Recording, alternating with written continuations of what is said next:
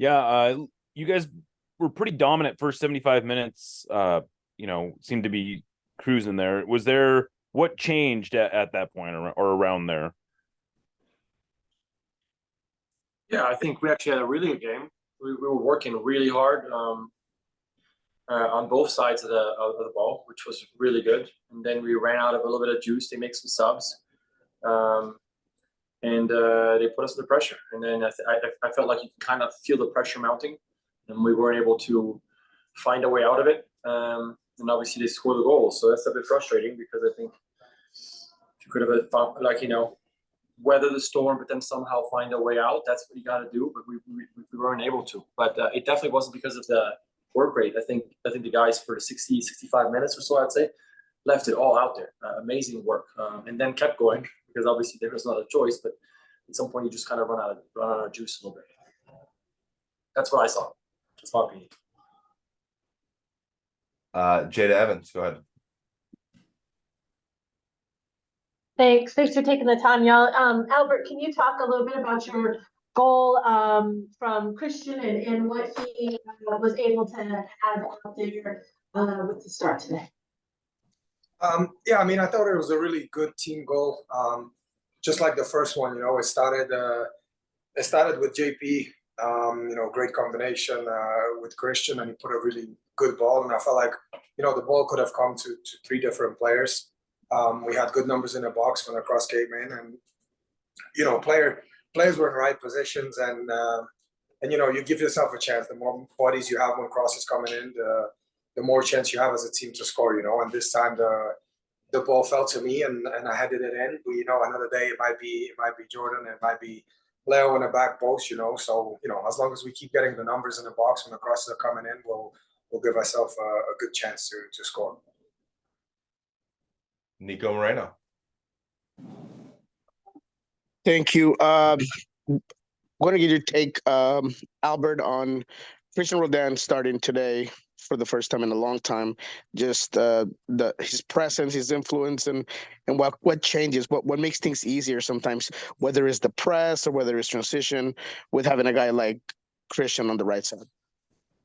Yeah, I think the way Christian plays that position, there is no one else on the team that can do it the same way. And we've missed Christian when he was hurt. We always try to fill that gap with a different type of player to almost play the same role. And it hasn't worked. And it's not because of the player that came in to play that position, but what is asked from that position in the structure, in the way we want to play.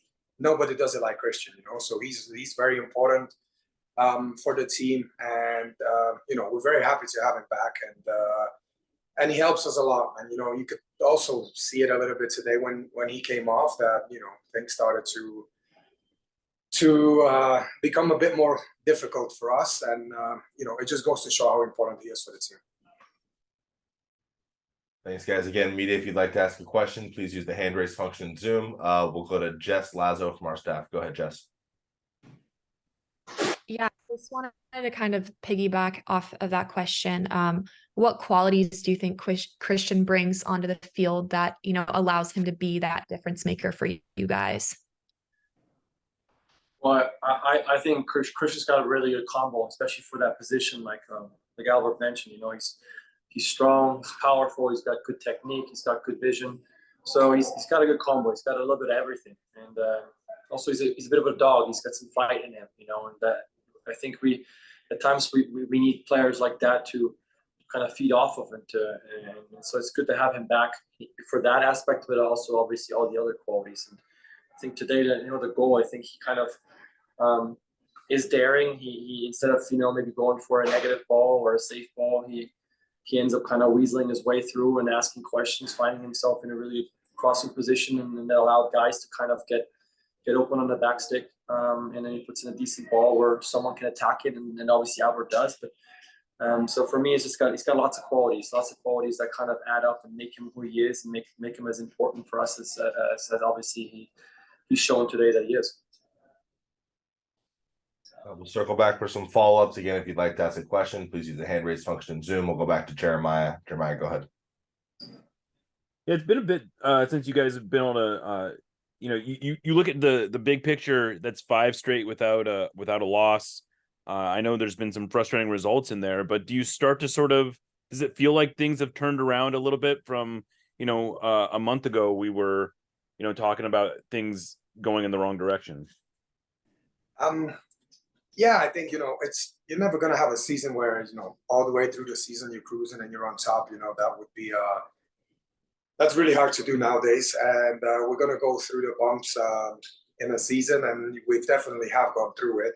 And the season's not over. You mentioned we haven't lost 5 games, which is good. But we would have liked to win a couple more in those 5 games. And we still have 4 games left. And I always say you don't get too high when you win and not too down when you lose. And it's the same case here. The one thing I will say, it's great to build some momentum heading into the playoffs and towards the end of the season. You see it every year. The teams that finish on a high are usually the ones that make a push in the playoffs, and we're not there yet, but we're on a good way. And it's performances like these on road that you can build upon, and we have another road game, but then we're coming back to Lumen Field for 2 games. And those 2 games will be crucial for us. So yeah, it's at this stage of the season, I feel like it's 1 game at a time. Miguel Moreno, go ahead. Steph, you've been in this team forever, this winning team, this team that's been at the top of everything. Does the mentality become playoffs right now to just drive it all the way through, try to get a home field advantage of some sort, and ride that onto the playoffs? Does the mentality change for this entire team? How does that work? No, it can't. It never. Like Albert said, you have to look at every game as an individual game. The moment you start looking at bigger pictures, you start missing the journey and the steps that it takes to get there. And so we need to really focus on every single game and do the best we can. In the end, if that means it puts us in a good position, then great. Chances are, if it puts us in a good position, it also along the way has given us some confidence and some good games, right?